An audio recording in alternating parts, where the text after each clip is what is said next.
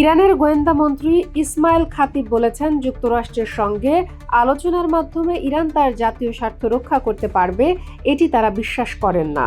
বুধবার পশ্চিম ইরানের চাহার মাহাল ও বাখতিয়ারি প্রদেশে অনুষ্ঠিত এক বৈঠকে মন্ত্রী এ মন্তব্য করেন। খাতিব বলেন, আমাদের জাতীয় স্বার্থ রক্ষার দাবি করে যুক্তরাষ্ট্র যে কোনো আলোচনায় বসুক না কেন, আমরা তাতে কোনো আস্থা রাখি না।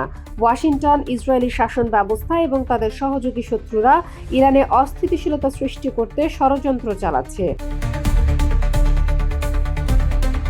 মন্ত্রী আরও জানান, জুন মাসে ওয়াশিংটন ও তেল আবিবের চাপিয়ে দেয়া 12 দিনের যুদ্ধে এই ষড়যন্ত্র স্পষ্ট হয়ে ওঠে। শত্রুরা বহু বছর ধরে প্রচারণার মাধ্যমে ইরানকে আন্তর্জাতিকভাবে বিচ্ছিন্ন করার চেষ্টা করেছে, বিশ্ব মাধ্যমে ইরান ফোবিয়া এবং শিয়া ফোবিয়া ছড়িয়েছে এবং জনগণকে ইসলামী বিপ্লব থেকে দূরে সরানোর পরিকল্পনা করেছে। খাতিব আরও বলেন, এই কর্মকাণ্ডের মধ্যে পশ্চিমা প্রযুক্তি ও যুদ্ধ কৌশল ব্যবহার করে হাইব্রিড অপারেশন চালানোর চেষ্টা করা হয়েছিল।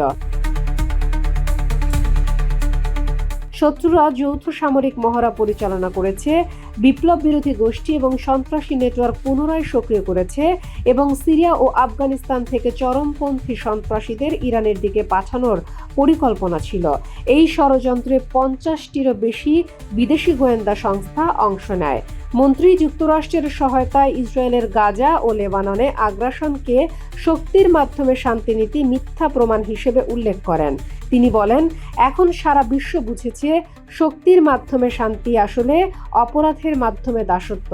খাতিব প্রশংসা করেন ইরানের সর্বোচ্চ নেতা আয়াতুল্লাহ আলী খামেনির কৌশলগত নেতৃত্ব, দেশের সশস্ত্র বাহিনীর সফল প্রতিরক্ষা এবং পাল্টা অভিযান ও জাতীয় ঐক্যের জন্য, যার ফলে এই হাইব্রিড যুদ্ধ ব্যর্থ হয়েছে।